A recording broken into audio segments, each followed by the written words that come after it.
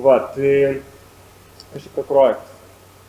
Man reikėjo mišelkos, tokios labai specifinės, jos yra skirtos dispersijom arba koloidams gaminti, ten būna suspensijos ir koloidai, bet čia veikiausiai koloidai, nes dalelės biškai mažesnės. Va, bet trumpai tariant, tiesiog yra kažkokios dalelės ir jas reikia į skysčius inkorporuoti, tiesiog, kad jie būtų skysčius. Labai maža. Dažniausiai būna nuo 10 nanometrų iki mikrono, iki pusės mikrono.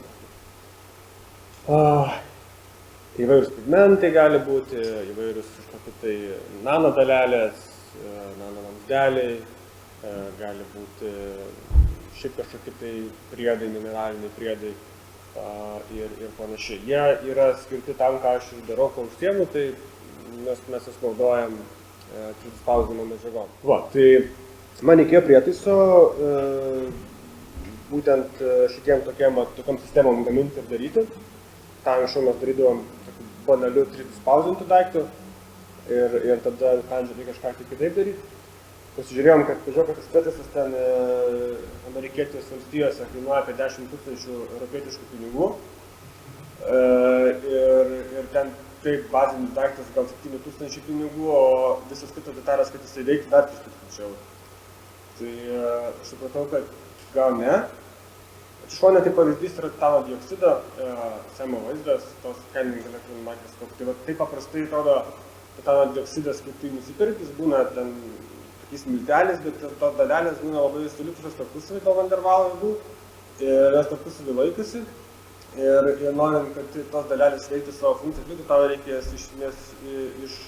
išskirstyti tame skystyje, kiek įmanoma efektyviau. Tai tas būtų kiek arčiau po vieną, po dvi, kiek ten jau galima priklauso nuo situacijos. Nes jeigu tikitės, kad jūs vis titano dioksido įmesite į vandenį, išmaišysite turim veiks, tai ne. Tų maišymų tipų visokių yra ultragarsas, arba prestatorius rodorius, apie kurį papasakos, yra paprasti maišytuvai, kur ten maišosi propeleris, yra ramalimas, yra daug skirtingų būdų, bet jie ne visur tinkami. Tiesiog yra daug fizinių, fizikinių veiksmų ir ten čia galima daug šnekėti valandas, bet reikėjo man tokio būtent, kaip jisai veikia, tiesiog yra toks kaip karūnėlė. Yra karūnėlė, tokia pavadinkim. Jinai yra statorius, jinai nesisuka ir viduje yra tasai propeleris, kuris sukas. Tai skystė. Ir jisai, kai suka, tas pakaliukas suka, jisai daslėgių skirtumų pradeda siurbti skystį visą materiją, kas ten būtų, dalelės, skystys kažkas į save, sudaro sūkurys ir jisai besisukdamas viską tiesiog per, čia buvo tokias ertmės, tai karūnėlį, viską tiesiog ištarkuoja iš taškų šonus ir kaip sukuria tą vadinamą šierą, kirpimą, trintį, dėl ko tos dalelės tarpusavy trinasi, daužosi ir tiesiog viena kitą tiesiog smulkina ir ta jėga, kurią tu perdodi, visą daug suteikia tos kinetinės energijos, dėl ko jas tiesiog išsimala ir tu gali susmulkinti tą daiktą. Tai pavyzdžiui, su to 3D spausdinimo daiktą mes darydavom, aš tą pigmentų ruošinį darydavau apie 4 valandas, tai su šitu darau dabar 3 minutės. Tai yra toks skirtumas. Tu ten gali tarpuoti 10 000 RPM ir viršus gali išeiti reguliuoti, dėl ko nesitaškai labai tiksliau. Ir jis labai didelį šierą sugeneruoja tas tipas, kad, sakykime, dabar šitą ką padariau, tai maždaug per 2 minutės pakyla temperatūra vandens nuo 20 laipsnių iki 50 laipsnių. Ten praktiškai gali virti labai greitai. Tai reiškia, kad daug energijos pačiam skystyje ir tiesiog turi savo, kad neperkaitintum, nes tam tikrai dalykus įsivaizduoju. Ko man čia reikėjo, aš daug pasakosiu, bet realiai man reikėjo, kad būtų daug apsukų, kiek įmanoma daugiau galios. Reikėjo, kad būtų tam tikri dalykai keičiami, tam darbinės galvutės, kad būtų keičiamos. Man reikėjo matyti, kokią mišinę temperatūrą yra, išjung, kad neužkaistų per daug, laiką pareguliuoti, kiek jis ten galėtų veikti. Žodžiu, reikėjo pagaminti iš komponentų, kurie nėra tam skirti būtinai. Čia kritinė sąlyga buvo, nes bet visai atveju būtų labai brangu. Tai reikėjo imti dronų motorus, ten kokius nors nesąmoningus motociklų, paspirtukų valdiklius, pažiūrėk, pagaminti būtų nežitalikos techniškai. nu, jinai turi tokia pramoninėlė, tai aišku, kad turi bėgti, taškytis ir jinai turi neusidėti atvirą liepsną. Ir man tai reikėjo matyti, kokią ten, tikim, elektros gal naudoja, dar kažkas apsaugotų nuo manęs paties turėjo reikia. Tai yra, visokį perkaitimo, ilgą veikimą, panašiai, aš turėjau vizą, kad ten reisiu kaip 15-20 minučių, bet realiai tai paskui pakeičiu visas ribas, laikas maksimaliai nuo 1 iki 3 minučių, nes daugiau viskas perkaista ir ten temperatūra reikia labai susiaurėja, nes paskui supratau, kad ten daug ko nereikėjo. Tai va, tai taip ir atrodo, čia kedas yra, paskos realiai. Sukedinau per 2 savaitės, nusprendžiau šitam daiktui nieko nedaryti pats, tai yra užsakyti ten visokius frezuotus komponentus, skardas užsakyti, kad išlankstytų, žodžiu, viską norėjau užsakyti, tik tai galvojau, padarysiu pats elektroniką. Kadangi aš labiausiai nemėgstu, galvojau, čia paprasta turėjo būti, tai galvojau, viskas bus greitai. Taip nebuvo.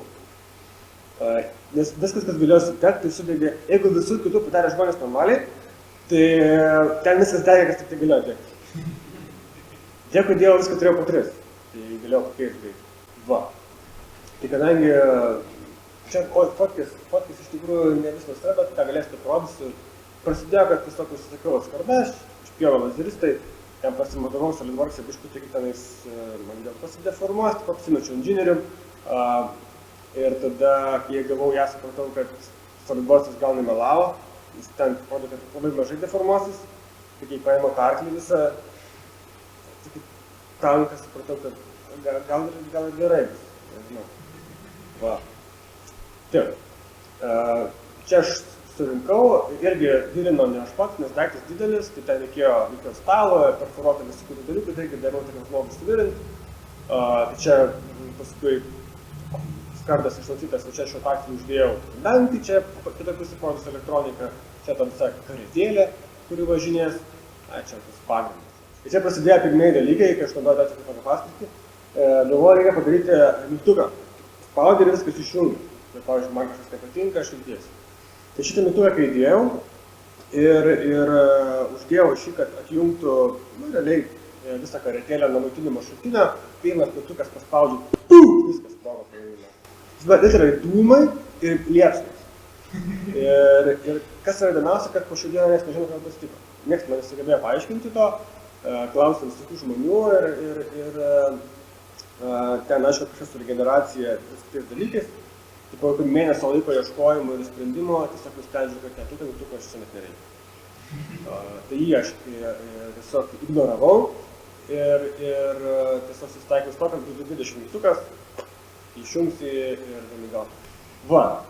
Na, čia ta visa karetėlė, ta visa valytė, kur viskas bus, susidėjau potenciometrus daug visūkis kaip durnelis. Galvoju, kad ten reikės daug visūkių, iš tikrųjų, man tiesiog pavargau paskui juos.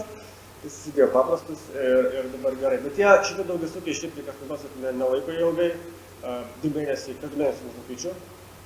Tiesiog, nes tas momentas, kai tu pradedi sukti, tu supranti, kad jinai greitėja ir tu nesi už tai atsakingas, tai nėra labai smagus, tai tada nefainai, tai kol kas turiu šitų daug, naudosiu šitus, paskui nukristu brangiai. Sako, ten tiek ir veikia. Va, ir čia yra ta pati brangiausia dalis. Čia tas pats angaliukas, po kurį tas skystis bėga čia ir tarpuojasi šonus. Tokia stebulytė yra, joje yra tokia bronzinė įvorė, kurio labai gražiai tai pirštelis čia dėkui Kęstučiui apsispaudžia, susideda viskas. Tai čia buvo turbūt brangiausi mano daiktai frezuoti, kur aš susisakiau, tai turbūt šitas komplektėlis gal 800 eurų, kas rankų yra. Tai šita detalė labai brangi yra. Bet šiaip visai gražiai padarė ir visai neblogai. Tai šitas daiktas dedasi ant tokių strypų fiksuojasi. Ten kiek matėt paveiksliukę, čia viskas susideda. Ta dalis, kuri kišėsi skystį. Tvirtinasi prie karetėlės viskas, daug varžtų, nes tarpodai primdai galų gale. Nedėsi ten kitų varžtus, viską nemoka ką daryti. Ir čia yra guliavietė, neprisisuka. Ten yra lanksti jungtis ir tas pagrindinis galas sukasi ten į suvaržtų susisuka ir gaunasi, kad yra per lankščią molą sukasi prie motoro. Motoras šitas yra, čia lanksti jungtis vidui būna ir ten tiesiog viskas gražiai susideda. Va, tai aišku, čia motoras niekam netam skirtas, čia yra tiesiog lėktuvo motoras, jis naudojamas lėktuvams, 1,5 kW yra, tai viską maždaug dariau 1,5 kW, 10 iki 12 tūkstančių apsukų. Tas motoras dėdasi ant tokios stebulės, fotkas neradau. Čia tiesiog įsisuka tie 3 tipai, kurie laiko tą karūnėlę ant dugno ir motoras šitas. Po tokios didelės stebulės. Tas tokia šitas įstato, tas yra propeleris, kuris sukasi ten ir daro visus dalykus. Įdomu ši detalė visai tokia. Na, paskui pasidarė didelis feilas, nes aš kai padariau tą karatėlę, aš padariau ją tik ant 2 guolių, bet aš darydamas žinojau, kad dariau blogai. Viskas gerai. Aš įtariau, kad taip bus, tai padariau ant 2 guolių ir galvoju, ai gal užteks. Ten vis tiek neik man precizikas bilė, kad kilnos. Ir ta visa karatėlė tokia maždaug buvo už tų guolių, viskas presisuk, viskas buvo kaip ir gerai. Ir paskui susidėjau, tai supratau, kad per sunkiai ten vaikšto, laužėsi biškutį ten kažkaip tai, ne visai smagiai. Tada buvo toks tikslas, kad uždėjau, aišku, turėjau aš įdėjau to aukščio, pasilikęs nemažai, tai uždėjau 4 guolius, nes turėjau nusipirkęs durnas čiupčia, uždėjau kokių 4 iškart. Uždėjau 4 guolius, padariau tokį, dar išspjovau greitai plokštę, kai jos pasitvirtino, čia gavosi kaip pagrindas tai karatėlei, kuri važinės. Na ir tada ta karatėlė jau prisisuka prie tos aukštumos. Čia viskas šiaip yra visai neblogai, tas tarpas yra reikalingas tam, kadangi yra dantis turi kantą, briaunelę. Ir tiesiog aš negalėjau prispausti, tiesiog bukai prisukti, reikėjo tą tarpuką. Galima galbūt kantelę daryti, bet tiesiog buvo dantis tas padarytas. Tiesiog taip yra. Bet čia viskas šiaip visai neblogai gavosi. Na, tokia plokštė yra, jinai ten susuka iš vidaus. Teko varžtus aš nupjauti, bet šiaip tas sprendimas buvo, buvau pasirengęs morališkai. Na čia galas čia elektra, čia taip aš nemėgstu, kas sprogo. Po to sprogo. Šitas įsprogo iš tikrųjų. Nes ta, ko dabar turiu, yra be voltmetro, tai šitas amžinatilsį jau. Jis atrodo iš galo, čia tas sprogas maitblokas. Tai čia kažką aš dariau, matyt jungiau elektrą ir čia buvo pirmieji bandymai turbūt kaip reikia. Ten apačioj prisitvirtina motoras tas linijinis, čia tokia auselė yra, tiesiog jis tai važinėja už žemyn ir taip nekilnoja. Jeigu čia baisiai kažkas sudėtingo nėra, tiesiog už žemyn ir... Bet tas motoras kažkas garsus, kai susileidžia, matyt, ant novos lygiai tie garsai ir nežinau. Na, taip atrodo. Jis prisitvirtina, tai savo labai viską važinėm. Kadangi man nereikėjo tą motorą, man jis turtai dažniausiai, tai aš paskui vėliau tik įdėjau ir saldžiau. Pas elektronika buvo, kad tai truko ilgiausiai iš visų dalykų, dėl to, kad aš ten pasidariau ant plokštės, ten man kažkas atilitavo, kažkas nulūžo, sakai, ten š buvo. Paskui apsimečiau, kad esu inžinierius geras, susakiau iš Kinetijos PCB, kur yra 3 komponentai, PCB, ir yra turbinas, bairiai, čia sensoriams susidėti visi laidukai, viskas. Šiaip visai neblogai ten gavus, tokia banali, ne taip kaip reikia, bet veikia. Bet čia motoras ant tos visos movos, čia sensoriai apsukų, žodžiu, čia temperatūrinis sensoras atsirado, čia daug elektronikos, net ekranas yra ir sudėjau viską. Tas truko labai ilgai dėl to, kad problema buvo su temperatūriniais sensoriais, tam tai standartiniais DS18-20, kurie visi naudojami, tiesiog jie šito vietoj neveikia. Tiesiog jie skaito ir pradeda rodyti nesąmonės. Tiesiog po Lubinsko rodo. Ir tada supratau, kad gali bus arba implementacija, kaip tas skaitimas yra aprašytas. Susiradau kažkokių kitokių paaiškinimų, ten tos duomenys pradėjau skaityti nuo žemiausio lygio, ten nebitukų skaityti, pasidarė žymiai geriau, bet vis tiek šūdas skaitome. Tai paskui po kokio pusantro mėnesio supratau, kad aplinkui labai daug triukšmų generuojasi. Nuo motoro, nuo garajos, dar kažko. Ir magiškai piliulė tapo laidai, kurie yra kranuoti. Bet tie sensoriai DS18-20 nėra skirti, kaip pasirodo, skaityti labai dažnai, nes ten realiai 2 sekundės dažnumas ir ekranas padėjo tą problemą viskas. Na, bent jau man kaip patirtis, nežinau ten. Va, čia yra ventiliatorius tam motorui. Aš kartais sakau, kad tas ventiliatorius ataušina motorą žemiau kambario temperatūros. Jisai kaip užmušia, tai ta maišelka reikia 3 minutes, tai tas motoras net nespėja ten apšilti. Bet jis veikia labai garsiai ir ataušina visai neblogai. Čia gal 1,5 ampero serverinis maitekas. Kai sakai įsijungia, tai dar biškį pakiltų visam šiau. Va. Yra ekranas, kadangi mažai simbolių, neturėjau daug kur kaip erdvės, tai čia yra temperatūra, čia yra trukmė, ten dar biškai yra, bet reikėjo sugalvoti, kaip čia nurodyti, kiek tu nori, kiek dabar yra. Čia tipo I yra intencija, kiek tu nori, N tai yra now, kiek dabar. Jo. O jis rodo visą laiką, bet jeigu tu tą feature jungi, čia taškelis susidega, aiškiai, kad jis yra aktyvus. Jeigu taškelio nėra, jis yra neaktyvus. Tu gali matyti ir yra free modas ir yra user modas, kontroliuoja, sprendžia už tavęs. Rankinėlės visokios, laiką dalinam, kilnot. Va, dabar atrodo šit, po biškį naudojimo nėra paskendusi kurve, bet laiminga. Kaip šnekėjau, ir jinai dirba kasdieną, dirba ilgai.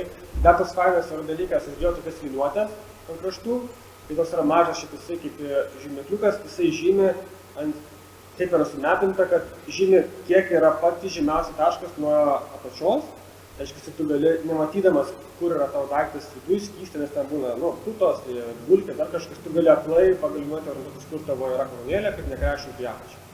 Tai ten tu gali, kai matai viską pasižiūri, matau reikia 10 cm, tu paskui gali susimest viską, nuvažiuoji, pagalinuoti ir žinai, kad tavo yra kur paveikia. Tas visai yra patogu. Ir dar aš turėjau video, parodyti, kaip jinai veikia. Ir čia dabar jis labai mažų apsukų veikia, tai tik tai vos. Jis dar testavau tiesiog, tai įsivaizduot galima, kad jis visai neblogai taršo. Čia dabar vanduo yra, tai ten labai lengva, jis džiaugiasi, nes jam paprasta viskas. Gyvenime realiai nebūna. Ir taip atrodo, tiesiog, kad tą dalyką kažką čia dėtum, tiesiog jis išsmulkintų, tiesiog tai yra labai sofistikuotas blenderis. Tai va.